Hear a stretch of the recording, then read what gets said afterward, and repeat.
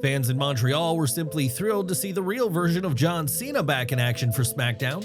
During the show, Cena addressed both his recent loss of the undisputed WWE Championship to Cody Rhodes and the shocking attack he suffered from Brock Lesnar at SummerSlam. With only 11 dates left in his farewell tour, Cena acknowledged that a showdown with Lesnar is inevitable. He even admitted he's a bit worried that Lesnar might have a Cena problem on his hands. In a show of confidence, Cena issued an open challenge to anyone who wanted to step up against him, which quickly led to Logan Paul confronting his former tag team partner. However, Logan refused to settle the score in Montreal, insisting that their clash take place in Paris instead. The drama escalated when Drew McIntyre attacked Cena from behind, prompting Cody Rhodes to make a timely save. Cena then announced he would face Logan Paul at Clash in Paris and wanted a tag match featuring himself and Rhodes against McIntyre and Paul on Smackdown later in the show. This means that the earliest we could get the Cena-Lesnar match is at Crown Jewel in Perth this October. This also likely means that a lion's share of Lesnar's next set of appearances could be happening in September, which incidentally will mark the first month in a while without a premium live event. While January had no premium live event, there was the second edition of the rebooted Saturday night's main event. Since WrestleMania 41, it's been all guns blazing with event after event, and some fans have cited this as a reason for fatigue. One possible reason WWE chose to book Cena vs. Logan Paul for Clash in Paris is to save the marquee Lesnar vs. Cena bout for a larger, more prestigious stage. Logan Paul may serve as a transitional opponent for Cena as he builds toward his match against the mayor of Suplex City. Another reason WWE booked this match is that the Cena vs. Logan Paul match had been teased multiple times before but never materialized until now. That said, the decision hasn't sat well with many fans who feel other wrestlers were more deserving of a spot in Cena's farewell tour. So, who do you think should have gotten the chance to face Cena in his farewell run? Share your thoughts in the comments. This week's main event featured the tag team match announced earlier, pitting Cena and Rhodes against Paul and McIntyre. The bout didn't start until the final 10 minutes of the show, signaling it wouldn't be a lengthy or deeply impactful contest. Paul and Rhodes kicked off their respective teams' efforts, with chants for Cody echoing throughout the arena. Unfortunately, a commercial break further shortened the match, leaving fans feeling like it didn't reach its full potential, especially considering this was Cena's final match in Montreal. The match ended in controversy when Paul delivered a low blow to Cena, causing a disqualification. Drew McIntyre made a statement shortly after, drilling Cody Rhodes with a viciously unique Claymore kick that sent him crashing through the bottom section of the announce desk. Standing tall over the wreckage, McIntyre raised the undisputed WWE Championship high above his head, sending a clear message that a showdown at Clash in Paris might be on the horizon. If it happens, it would be McIntyre's third time challenging for a world title at a Clash event. Just like the last two, speculation is already swirling that he could once again fall short, only to erupt in his trademark post-match fury. Cody vs. McIntyre hasn't been seen in quite some time, and the fact that they were once tag team partners adds an extra layer of intrigue. Should WWE pull the trigger, there's every chance this bout could headline the Paris event. If so, McIntyre would join an elite group, having main evented Clash shows in Wales, Scotland, and now France, a rare accomplishment in WWE history. Nothing's set in stone yet, but all signs point to the match being made official by next week. If this clash of former partners becomes reality, who's your pick to walk out on top? There's been plenty of speculation and even conflicting reports from reputable outlets about why WWE TKO's legal team changed its stance on Brock Lesnar. For now, we are not diving into those claims. What we do know, according to Fightful Select, is that Lesnar has continued to receive pay from WWE over the past 2 years, despite not making a single appearance on company programming during that time. He remained under contract throughout that period, making him one of the highest paid stars even while absent from the ring. Lesnar made his first WWE appearance in that time frame only at SummerSlam last week, where he shocked fans by attacking John Cena after his match. The report clarified that Lesnar's contract included a downside guarantee. This means he was guaranteed a minimum payment regardless of whether he wrestled or appeared on TV, providing financial security even during his absence. Additionally, Fightful Select noted that Lesnar was never suspended during this time, and no suspension was ever discussed behind the scenes. This downside guarantee is a contractual safety net that ensures top talents like Lesnar get paid even when unforeseen circumstances keep them off screen. It's a common practice for WWE to protect its biggest stars financially, maintaining their loyalty and status even during periods of inactivity. Now, Lesnar's shocking return at SummerSlam was already a huge moment, but for one fan in the crowd, it turned into an unforgettable experience for all the wrong reasons. During Lesnar's entrance, the Beast Incarnate was met with his signature barrage of Pyro. However, one of the flares reportedly malfunctioned, shooting into the crowd and hitting a fan. The moment was captured on TikTok, showing the fan reacting in pain and shouting, "Oh, that burned. I got fireworks on my clothes." Thankfully, it doesn't appear the fan suffered any serious injuries, but it was still an unexpected and unfortunate accident. The clip spread quickly online, sparking debates over whether WWE followed safety protocols and if legal action could follow. As of now, WWE hasn't issued a statement on the incident, and given that the fan wasn't seriously hurt, it's unlikely anything will come from it. Still, the situation raises a question: should WWE rethink its pyro setup to prevent accidents like this, or was this simply a rare mishap? Enjoying the video? A quick like goes a long way in helping us grow and deliver more wrestling news you care about.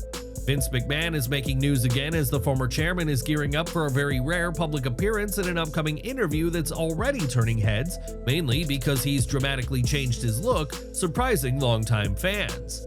The former WWE chairman recently taped a segment for TMZ's new special, The Real Hulk Hogan. As covered in yesterday's update, the show features interviews with multiple people sharing their thoughts on the late Hulkster who passed away on July 24th. In a preview clip from the program, McMahon made a brief but striking appearance, revealing a look fans aren't used to. He now sports white hair, a sharp departure from his usual image. This is a notably uncommon sight, especially given McMahon's recent low profile following the Janelle Grant lawsuit that emerged last year. His participation in this special marks one of the few times that he has stepped back into the public spotlight since those legal troubles surfaced. After their brutal SummerSlam clash, Alex Shelley showed up on WWE Smackdown with his ribs heavily bandaged, a clear sign of just how punishing that match had been. Backstage with Kathy Kelly, Shelley didn't shy away from the pain, but instead highlighted their resilience, stating, "We made a legacy of falling and getting back up again." That mindset was exactly what Shelley and Chris Sabin needed as they prepared to face their next challenge on SmackDown, the physically imposing duo of JC Mateo and Talla Tonga. Mateo, the broadest member of the MFTs, and Tonga, the tallest, presented a size advantage over the Motor City Machine Guns. Adding even more heat to the match, Solo Sikoa and Tonga Loa stood at ringside, putting extra pressure on Shelley and Sabin. Though the Motor City Machine Guns had faced Mateo and Tonga multiple times internationally, past experience didn't make them clear favorites this time. The early portion of the match saw the heels firmly in control, pacing things deliberately. But once the Guns found their rhythm and unleashed their trademark fast-paced offense, the match grew significantly more intense and entertaining. Ultimately, Tonga sealed the victory for his team with a powerful chokeslam on Sabin. It was a tough setback for the Motor City Machine Guns, but WWE's decision to give Mateo and Tonga the win signals an effort to elevate this new pairing in the tag team ranks going forward. After the match, Solo Sikoa took the mic to cut a promo, confidently declaring that JC Mateo and Talla Tonga would be tag team champions someday. He boldly claimed there was no one left to challenge him, only to be interrupted by Nick Aldis, who announced that Sami Zayn would be Sikoa's opponent for the night. Although it was nice to see Zayn, but where was Jacob Fatu? Zayn received a warm and enthusiastic welcome from the Quebec crowd as he made his way to the ring to face the United States champion in a non-title bout. The energy was electric, with the hometown fans clearly behind their favorite. The former Bloodline teammates wasted no time jumping into action, exchanging punches immediately after locking up. Predictably, Sikoa's allies interfered when Tonga took advantage of the referee's distraction to clothesline Zayn down. After the break, Zayn mounted a strong comeback, hitting most of his signature moves. However, the rest of the MFTs began involving themselves again, trying to keep Zayn occupied while Sikoa recovered. The turning point came when Sikoa missed a Samoan spike, and Zayn capitalized by rolling him up for a quick pinfall, sending the Montreal crowd into a frenzy. This was a solid match with a somewhat surprising result that favored Zayn. Notable moments included the crowd chanting and singing for Zayn louder than they did for John Cena, proving just how much the hometown hero is over with the Quebec fans. Also, the announcers finally caught on that it was Tonga Loa who had returned, not Tonga, clearing up some confusion ringside. With this win, does Sami now qualify as a challenger for Solo's US title at Clash in Paris? Is WWE moving in that direction, and would you want to see that match happen? Sound off in the comments below. Charlotte Flair brought Alexa Bliss to the ring to celebrate both their recent title victory and Alexa's birthday. In a lighthearted moment, Charlotte presented Bliss with a doll named Charlie to be Lily's new tag team partner. Notably, both dolls were dressed in matching We're Not Friends shirts, adding a cheeky touch to the celebration. For those who may not remember, Alexa Bliss originally gave the Charlie doll to Charlotte Flair 4 years ago during their feud over the Raw Women's Championship. That rivalry ended with Charlotte tearing apart Alexa's Lily doll after defeating her. The celebration was quickly interrupted by Chelsea Green, sparking tension that led Nick Aldis to book an impromptu match between Charlotte and Chelsea. After a commercial break, the match kicked off with the Queen asserting control early and easily. Green took a moment to regroup at ringside, but Green turned the tide again by hanging Flair up on the top rope, maintaining dominance. As the match progressed, Chelsea Green fought back, making the contest more competitive. However, even with Alba Fire and Piper Niven supporting Green from ringside, the former US champion struggled to keep pace with Flair's power and skill. The decisive moment came when Charlotte slammed Green's face into the birthday cake she had brought for Alexa. Seizing the opportunity, Flair locked in the figure-8 submission and forced Green to tap out. Though both Charlotte and Alexa have publicly downplayed their growing closeness, their undeniable chemistry is resonating strongly with the audience. This segment not only highlighted their evolving partnership, but also laid important groundwork for future storylines in the WWE Women's Tag Team division. What do you think, fans? Before Charlotte Flair and Alexa Bliss eventually go their separate ways, which tag team should step up and challenge them? Share your thoughts in the comments below. After 5 months of building a tense one-sided feud between Ron Killing's Sirius persona and John Cena, the story finally came to a close. On Smackdown, fans saw the return of the fun-loving R-Truth, who reconciled with his longtime hero in a backstage moment that felt both funny and heartfelt. The segment began with Cena walking through the backstage area, only to be stopped by Truth. What followed was a perfectly timed mirror routine, with the two mimicking each other's movements in sync. Breaking the silence, Truth admitted that since Cena had gone back to his old self, he'd decided to do the same. The exchange ended with the two sharing a hug, officially putting an end to months of animosity. Cena's heel turn had been brilliantly executed at the start, but the momentum fizzled. As Paul Heyman later revealed in the Ariel Helwani show, the absence of key players like The Rock and Travis Scott from future plans and some questionable booking choices kept Cena's villain run from hitting its full potential. Now with Cena firmly back as a babyface, the crowd's reaction says it all. Smackdown made it crystal clear the WWE Universe is happy to have the John Cena they love back in action. The Wyatt Six delivered a chilling promo on SmackDown, packed with unsettling details. Every member spoke, including Dexter Lumis, whose voice remains unsettling given his previous character rarely spoke at all. Nikki Cross made it clear that for the Wyatt Six, their mission isn't about fame or glory. Eric Rowan followed by warning that there will still be more lessons to be learned, declaring that the Wyatt story, written in red, has only just begun. With their dominance over the tag team division already established, the lingering question is whether the Wyatt Six are now preparing to target other divisions or set their sights on an even bigger prize on SmackDown. Who do you think the Wyatt Six should target next? And are you satisfied with the way WWE has booked them so far? During the brutal six-pack TLC match at SummerSlam 2025, Candice LeRae was caught in a dangerous ladder spot that left fans stunned. The impact left her with severe bruising, which she revealed on SmackDown. Backstage on SmackDown this week, tensions between the Street Profits and DIY boiled over following their SummerSlam clash. Just as the situation threatened to erupt, SmackDown General Manager Nick Aldis stepped in with a major announcement. DIY will face the Street Profits next week on the Blue brand, setting the stage to finally settle the score. Contract talks between WWE and one of its most intriguing on-screen duos may be heading toward a critical point. With time running out on their current deals, questions are swirling about whether Karrion Kross and Scarlett Bordeaux will remain with the company or explore new opportunities. According to a new update from Fightful Select, as of midnight on Friday, Karrion Kross and Scarlett Bordeaux have yet to sign new contracts with WWE. Their current deals are set to expire on August 10, 2025, and so far, no paperwork has been finalized. Kross addressed the contract speculation earlier this week, stating that nothing's confirmed until it is. The 38-year-old star has wrestled fewer than 10 matches on WWE television in 2025, with his most notable recent feud being against Sami Zayn, a rivalry that peaked with their clash at SummerSlam, where chants for Kross rang out across the arena. WWE and the Kross-Scarlett duo have kept any contract negotiations extremely private. At this point, only time will tell how the situation unfolds. Back to SmackDown as Carmelo Hayes made his presence felt in a backstage segment, heading straight to Nick Aldis' office to lobby for a shot at the United States Championship. Before he could make his case, The Miz stepped in and things quickly turned tense. Hayes didn't hold back, calling out Miz for disappearing over the past 2 months and blaming that absence for his own lack of TV time. The mood shifted when Miz dropped a surprise. He had lined up a tag team match for the two of them next week, marking their reunion. Their opponents remain a mystery, but the announcement momentarily cooled the friction between them. Still, the writing may be on the wall. The tension suggests Hayes could soon break away from The Miz, setting up a one-on-one feud.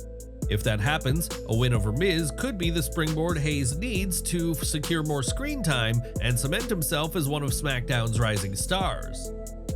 Backstage, Kiana James approached Jade Cargill and handed her a business card, hinting that she should call her. Jade didn't seem interested, but Michin took the card instead.